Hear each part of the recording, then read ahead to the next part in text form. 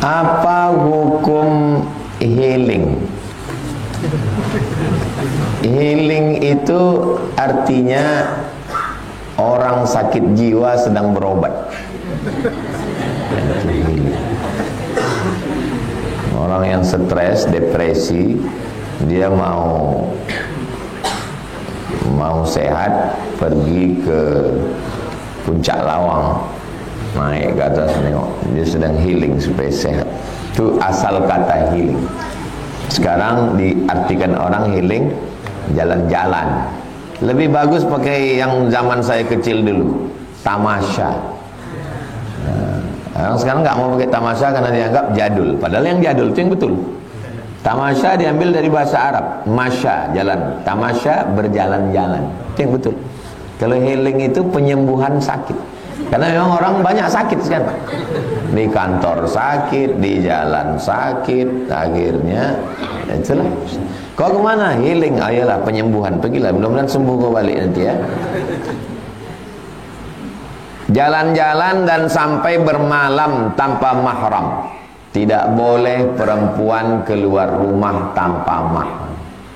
Tak boleh. Saya tak punya anak perempuan, tapi saya punya keponakan perempuan. Tak boleh pergi.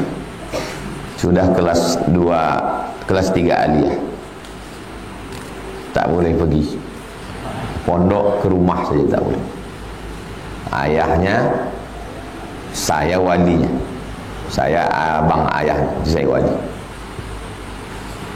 Ustazah tu perempuan adik-beradik 4. Kakaknya 3, dia. Tidak boleh camping pramuka, tidak boleh jalan-jalan, tidak boleh nikah, undangan, pesta pun tak pernah dibawa mai. Makanya waktu nikah banyak tamu tu. Oh, ada anak gadis kau katanya. Untung tak dibawanya. Kalau dibawanya kan diambil orang tu. Apalagi untuk saya. Jadi anak perempuan jaga di rumah. Khawatirnya anak kita baik, orang jahat. Membiarkan anak perempuan berjalan-jalan itu sama macam kita bawa sepeda motor. Bawa sepeda motor ini tidak selamanya kecelakaan itu karena kita jahat. Kadang kita udah baik-baik, gigi satu aja tak pernah. Ditabrak orang di belakang. Orang jahat. Apalagi orang sekarang jahat macam-macam. Maka kalau mau keluar kota, ada acara, ada mahram. Abang, adik, ayah, atuk. Apa hukumnya seorang guru menerima komisi dari kepala sekolah? Uang ini bersumber dari penjualan seragam sekolah, buku. Dia mendapatkan itu karena jabatan. Menurut hukum negara namanya gratifikasi. Menurut hukum Islam namanya ghulul, kecurangan. Maka ketua yayasan, kepala sekolah merapatkan semua dengan rapat semua dengan majelis guru, yayasan, kepala sekolah, guru rapat. Kita ini pendidik sudah dikasih gaji. Gaji dari pemerintah dan gaji diambil dari potongan SPP murid. Maka kalau ada perusahaan yang datang kemari sales jual buku, dia kasih fee sekian, fee-nya itu dibagi rata semua. Kasih tahu juga sama perusahaan-perusahaan buku, percetakan, penerbit. Di tempat kami ini sistemnya begini Bapak Ibu. Berapapun yang kalian masukkan kemari, duitnya mesti dibagi rata. Supaya tidak ada kecemburuan, supaya tidak ada gratifikasi. Efek negatifnya nanti guru tidak bisa tegas. Buku salah cetak, kalau dia tidak dapat duit, tajam matanya. Ini salah nih, halaman sekian sobek ini. Nah, tapi kalau udah dapat, kabur nih. Komplain murid itu pula kena amuk. Bu, ini bukunya kok hilang bu. Memang begitu.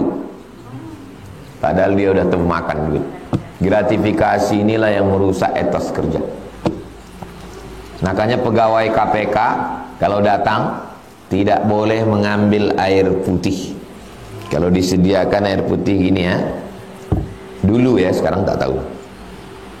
Maaf, kami sudah digaji dari negara. Kenapa? Karena kalau di ini termakan. Apa yang merusak kualitas di Indonesia ini? Gratifikasi. Sebelum dapat gratifikasi, pemeriksa-pemeriksa itu, inspektorat, badan pemeriksa keuangan tajam matanya. Ini kenapa begini? Ini kenapa begini? Ini kenapa begini? Begitu udah dapat lempuk durian, sama kain songket, sama tanjak, ini agak sedikit masalah, enggak apa-apa. Hancur semua kualitas.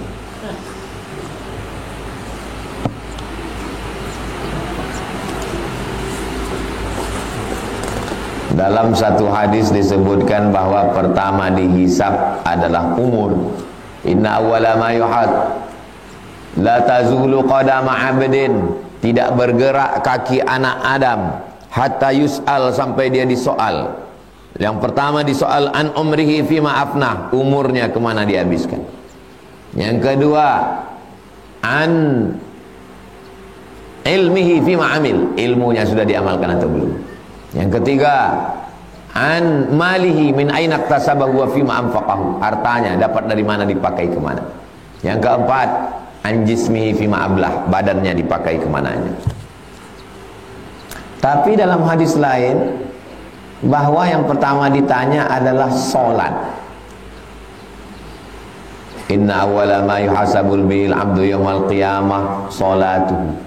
Yang pertama kali dihisab nanti pada hari kiamat adalah solatnya. Kontradiktif hadis ini Pak Ustadz. Karena banyaknya hadis kontradiktif, maka ulama menulis kitab namanya Mukhtaliful Hadis. Kalau di Usuluddin ada satu mata kuliah khusus, nama mata kuliahnya Mukhtaliful Hadis. Yang pertama kali menulis kitab Mukhtaliful Hadis Imam Syafi'i. Hadis-hadis yang kelihatannya ikhtilaf, sebetulnya tidak ada ikhtilaf. Termasuklah tentang hadis mana yang pertama kali nanti ditanya, apakah solat atau umur. Maka ketika kita berdiri di padang mahsyar, kita dalam keadaan tegak, kaki kita tidak akan bergeser sampai ditanya Allah SWT an umur, tentang pribadi diri kita. Yang pertama ditanya adalah umur. Tapi kalau tentang ibadah, salat, zakat, puasa, haji, umrah, zikir, baca Quran, maka yang pertama ditanya adalah salat. Salat yang dimaksud dalam hadis itu innama awwala ma yuhasabu bil abdu yaumal qiyamah salatuhu, maksudnya seluruh ibadah yang mahdoh yang pertama ditanya adalah salat. Tapi kalau tentang seluruh nikmat, yang pertama ditanya adalah umur. Tak ada kontradiktif. Yang pertama masuk Islam sebetulnya Abu Bakar atau Ali atau Khadijah Pak Ustaz. Kata buku ini Abu Bakar, kata ini Ali, kata ini Khadijah. Tiga-tiganya betul. Loh, kok bisa? Yang pertama laki-laki masuk Islam Abu Bakar. Yang pertama perempuan masuk Islam Aisyah.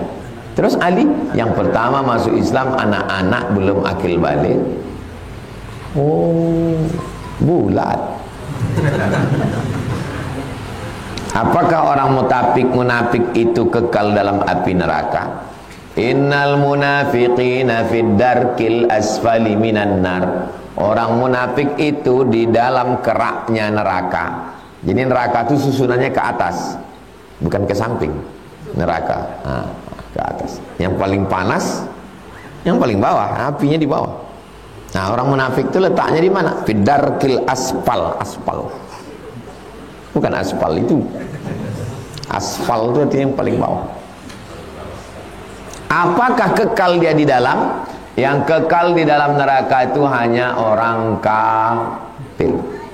Adapun orang tidak kafir, selama dia mengakui ada Allah, Nabi Muhammad Rasulullah, walaupun imannya sebesar biji sawi, sebesar tai coro, ada imannya, maka dia tetap masuk surga. Tapi udah diobok-obok lah dalam neraka itu. Sedangkan kita ini, makanya jangan minta surga. Jangan minta surga, karena semua umat Nabi Muhammad pasti masuk surga. Tapi mintalah selamat dari neraka, karena tak semua umat Nabi Muhammad selamat dari neraka. Saya minta surga, nggak apa-apa minta surga. Ini ungkapan. Jangan minta surga, karena semua umat Nabi Muhammad masuk surga. Tapi mintalah selamat dari api neraka, karena tak semua umat Nabi Muhammad selamat dari api neraka. Boleh untuk ambil status yang ini. Atau pada akhirnya akan masuk surga semua orang beriman kepada Allah, kepada Rasulullah, akhirnya masuk surga. Nanti di tengkuknya ditempel mantan penghuni neraka. Jadi kalian kalau udah masuk surga, menengok tengkuk orang aja lah kerjakan.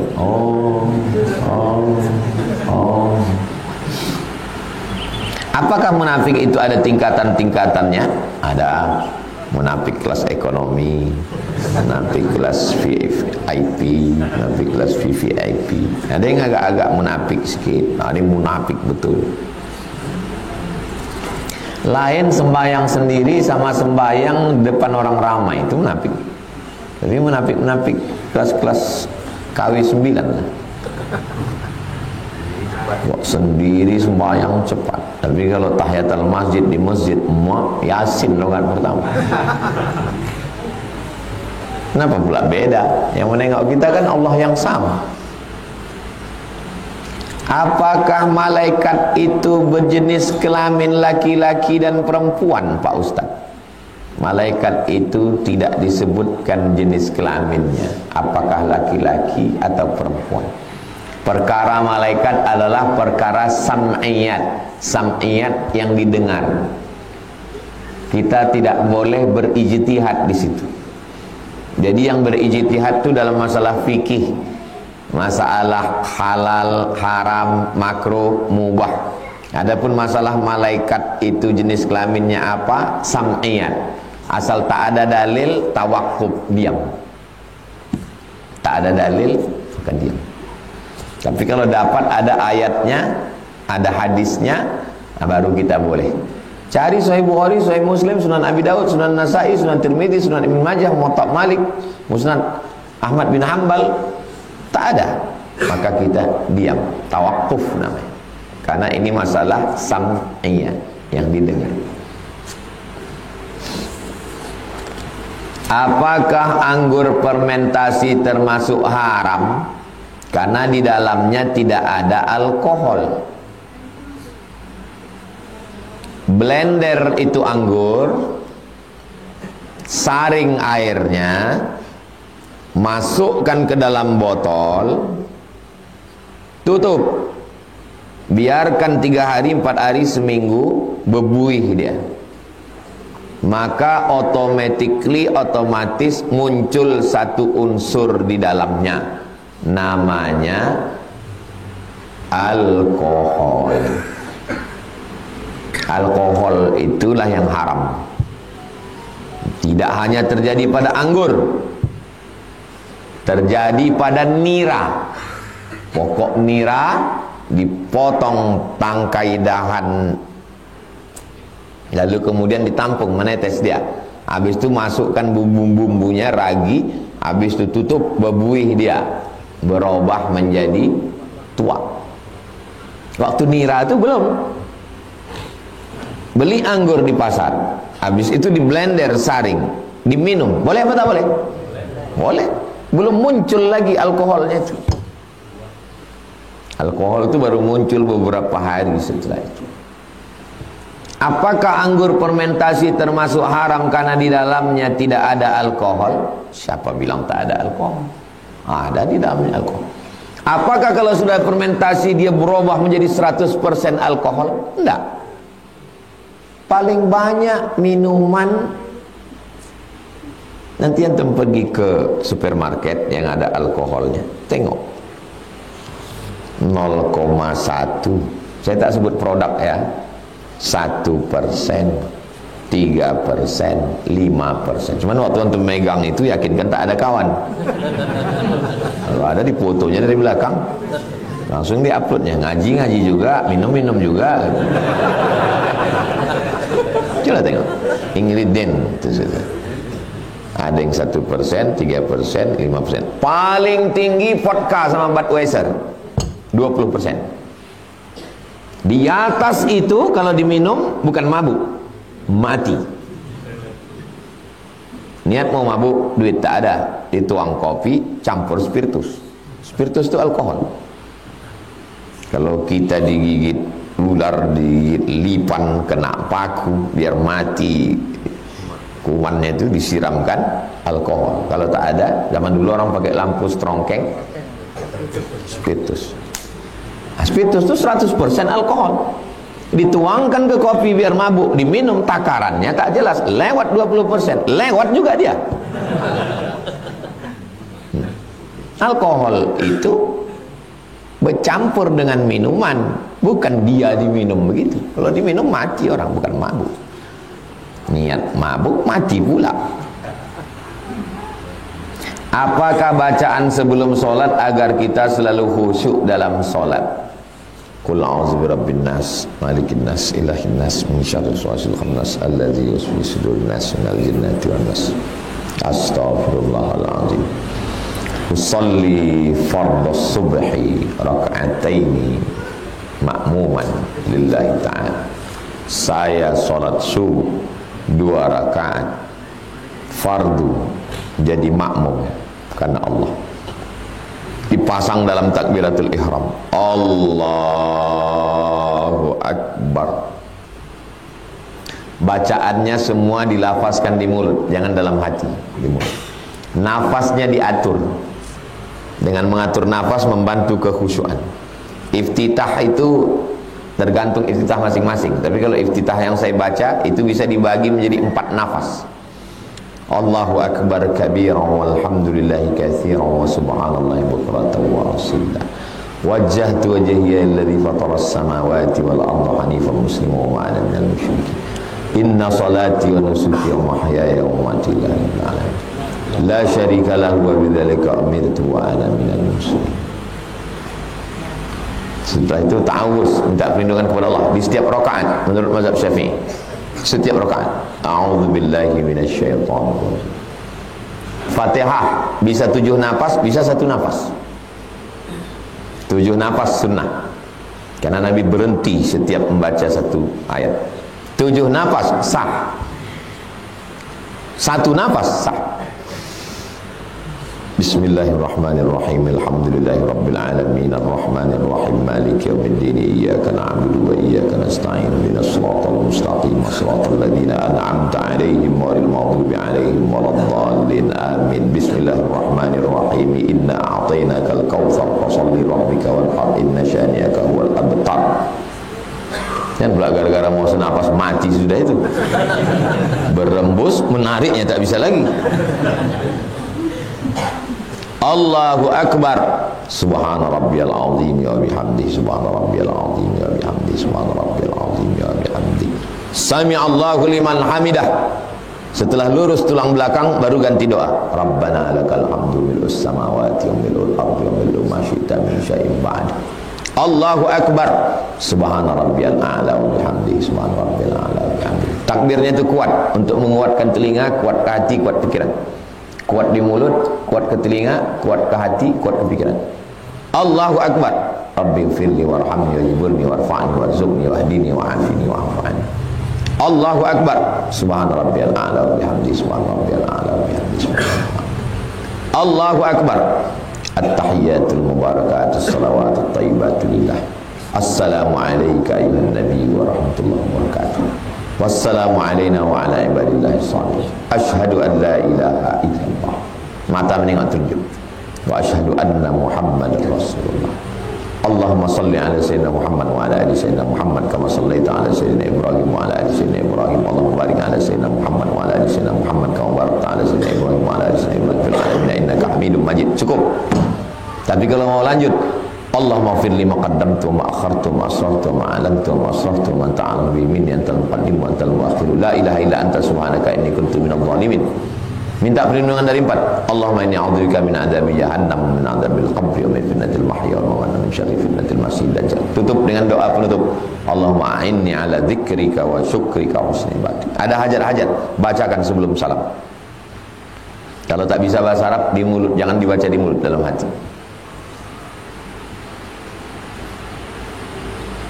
Lama kali kau tasyahud tadi. Iya, skripsi gue ini tak selesai-selesai juga. Assalamualaikum warahmatullahi. Pakai rumus ini, insya Allah khusyuk. Jaga di awal, lafazkan niat menguatkan hati, masukkan ke dalam takbiratul ihram, dibaca semua bacaan itu bersuara, diatur nafas. Hati itu dijaga, agak-agak belok dia larikan lagi, agak-agak belok dia larikan lagi, agak-agak belok dia larikan lagi. Sama macam orang bawa motor, mau ke Sungai Siak aja dia, dibawa ke bengkel, rupanya mesinnya mesin speedboat.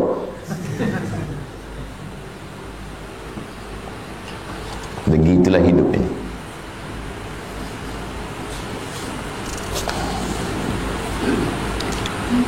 Bolehkah jika seorang laki-laki minta nomor HP perempuan dengan alasan untuk ta'aruf dengan perempuan?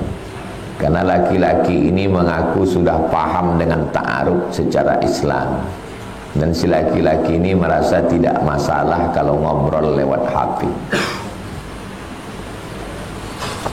Al-aslu fil asya' al-ibahah.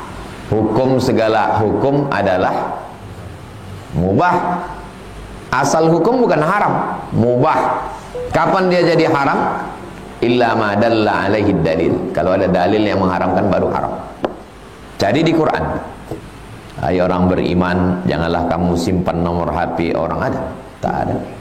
Dalam hadis pun tak ada, ijma' pun tak ada, qiyas pun tak ada. Lalu haramnya itu dari mana? Dasar pengambilan hukum dalam Islam 10.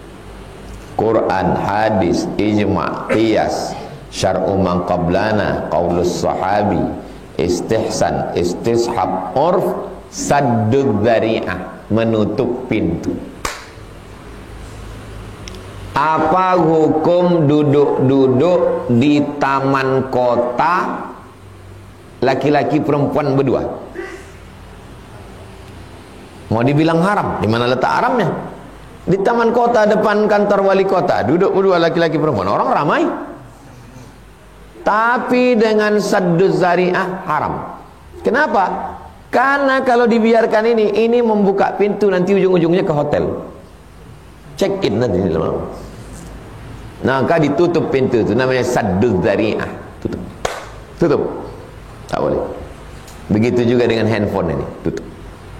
Saya mau konsultasi keluarga dengan Ustadz Somad, boleh saya WA dia? No. Tidak ada jamaah perempuan bisa me-WA saya langsung. Bukan karena saya takut istri saya. Dia tak pernah ngecek handphone saya, dan handphone saya tidak pakai password. Dan saya tidak termasuk anggota Persatuan Laki Takut Bini. Saya menjaga diri saya. Maka siapapun yang mau bertanya ke saya perempuan, melalui tim, melalui Ustaz Endri, melalui Al-Fadin, melalui tim yang ada keliling, tim media. Nanti tim itu ngasih ke saya, baru saya kasih jawaban ke dia melalui voicemail. Untuk apa? Menghindari fitnah. Masa ada setan yang menggoda Ustaz? Ada. Setannya alumni Kairo juga, lulusan Fir'aun Institute. Sama-sama dari Mesir kami.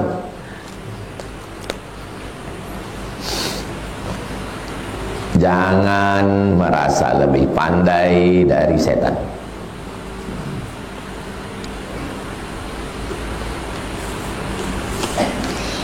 Bagaimana sikap seorang perempuan terhadap suami yang pencemburu? Alhamdulillah.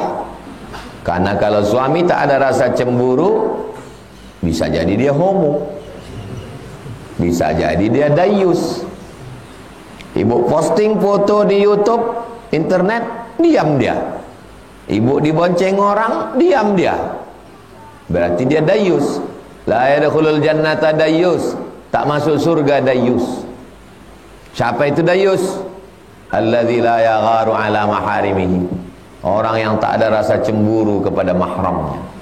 Adiknya, kakaknya, makciknya, istrinya. Tak ada rasa cemburu. Kau tengok bini kau tadi dibawa Syanur ke mall. Biasa, masa kita aja yang bahagia. Kawan kita pun ingin bahagia juga. Kawan itu. Tapi kalau cemburunya melampau, sampai-sampai ibu beli genjer di pasar Kambojanya, tiba-tiba bengkak-bengkak muka tukang kangkung tu kena tinju. Di sini bini ku tadi belanja, ya berani kau jual sama dia, pak. Ini kita antarkan ke kilometer 11. Gila dia. Kalau tak mau bini kita ngobrol sama tukang sayur, kita belanja beli sayur. Kalau tak mau bini kita ngobrol sama supir, kita nyupir dia kemana-mana. Begitu prinsipnya. Ini suruh ngantar tak mau. Bang, antar aku ya. Enggak. Balik dia naik Grab.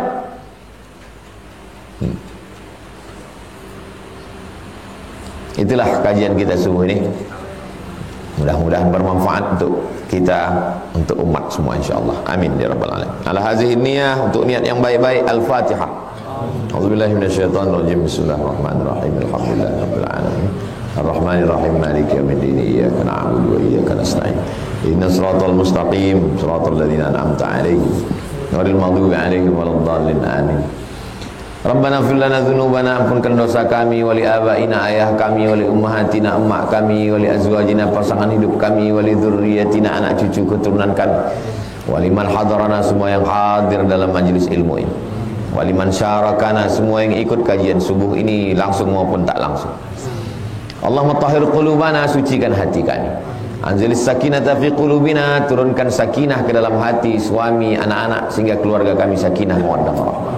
Allahumma arhamna, turunkan rahmat kasih sayang-Mu untuk kami. Allahumma arzuqnal istiqamata ala syariatil gharra, berikan kami istiqamah dalam iman dan Islam. Waqtim bisolihati a'malana, tutup umur kami dengan husnul khatimah. Wafiq ulata umurina, pemimpin-pemimpin kami condongkan hatinya menolong agama-Mu dengan kekuasaannya ya Allah. Allahumma jma'na ma'al habibil mustafa fi jannatikal ula. Sebagaimana Engkau kumpulkan kami subuh ini mengkaji hadis-hadis Nabi-Mu, kumpulkan kami nanti di surga Jannatul Firdaus bersama Nabi Muhammad sallallahu alaihi wasallam. Rabbana atina fid dunya hasanah wa fil akhirati hasanah wa qina azabannar. Wa sallallahu ala sayyidina Muhammad wa ala alihi washabbihi wasallam. Walhamdulillahirabbil alamin. Taqabbalallahu minkum.